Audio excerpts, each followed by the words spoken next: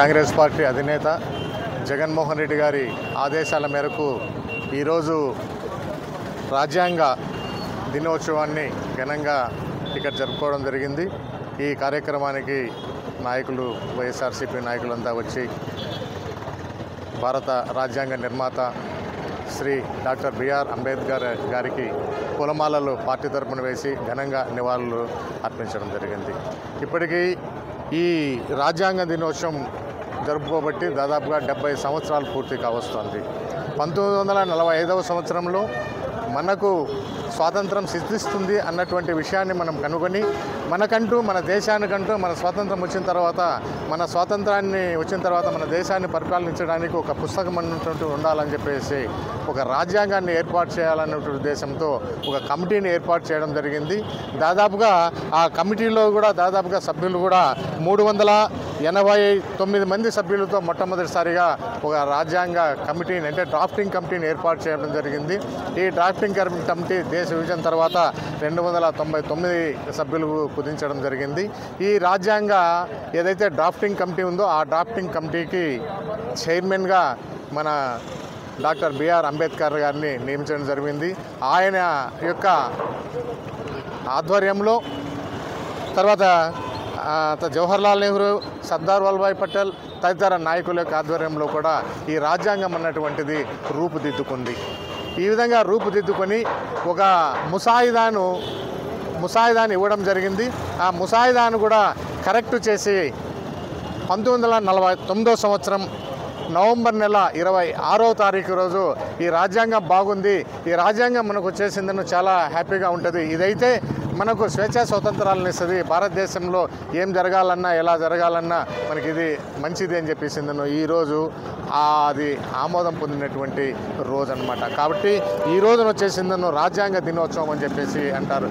ఇంతకు మునుపు దీన్ని కేవలం లాడేగా మాత్రమే పిలుచుకునేవారు. 2015వ సంవత్సరంలో మన మోదీ గారి ప్రభుత్వము దీన్ని సంవిధాన్ దివాస్ అంటే రాజ్యాంగ దినోత్సవంగా ఇది కేవలం మొత్తం భారతీయ అంతలో మొత్తం అందరూ కూడా ఈ రోజును రాజ్యాంగ దినోత్సవంగా జరుపుకోవాలని చెప్పేసి నేను మన 2015లో మన మోదీ గారి ప్రభుత్వం దీన్ని ఏర్పాటు చేయడం జరిగింది.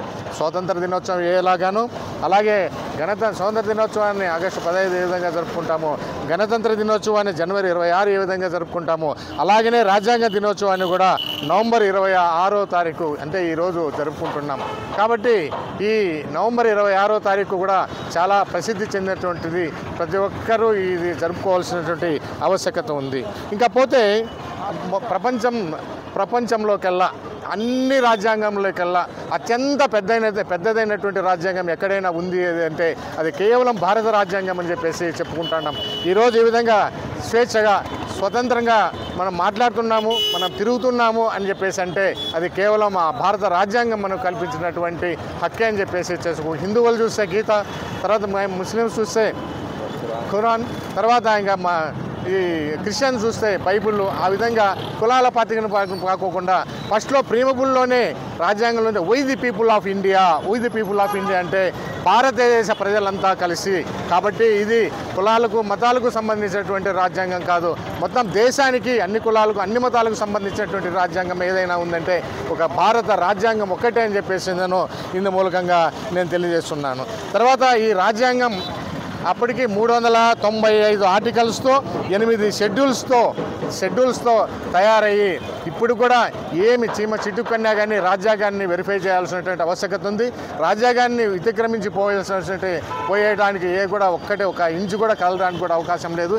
ఏదన్నా ఉంటే కొన్ని సభల యొక్క ఆమోదంతోనే అమెండ్మెంట్ కూడా చేయవలసినటువంటి ఆవశ్యకత ఉందని చెప్పేసి నేను తెలియజేస్తూ ఇక్కడ కేవలం రాజ్యాంగం అన్నటువంటిది కాకుండా అది తయారు చేయడానికి మహా ఉద్దండులు, అందులో నిష్ణాతులు వివిధ దేశాల నుండి మనం రాజ్యాంగ ప్రతులను తీసుకునేసేసి ఈ పెద్ద రాజ్యాంగాన్ని మనము ఏర్పాటు చేయడం జరిగింది. కాబట్టి ఈరోజు కూడా మనకు అత్యంత గణనీయమైనటువంటి దినోత్సవం, అత్యంత ముఖ్యమైనటువంటి దినోత్సవం అని చెప్పేసి ఈ సభామూలకంగా నేను తెలియజేస్తున్నాను. పార్టీ ఆదేశానుసారం పిలువగానే ఇక్కడికి వచ్చి మన డాక్టర్ బిఆర్ అంబేద్కర్ గారికి ఘనంగా నివాళులు అర్పించినటువంటి ప్రతి నాయకునికి, ప్రతి కార్యకర్తకి, ప్రతి కుటుంబ సభ్యునికి కూడా హృదయపూర్వక ధన్యవాదాలు, నమస్కారాలు తెలియజేస్తున్నాను. Thank you. ఉన్నలా జై జగన్.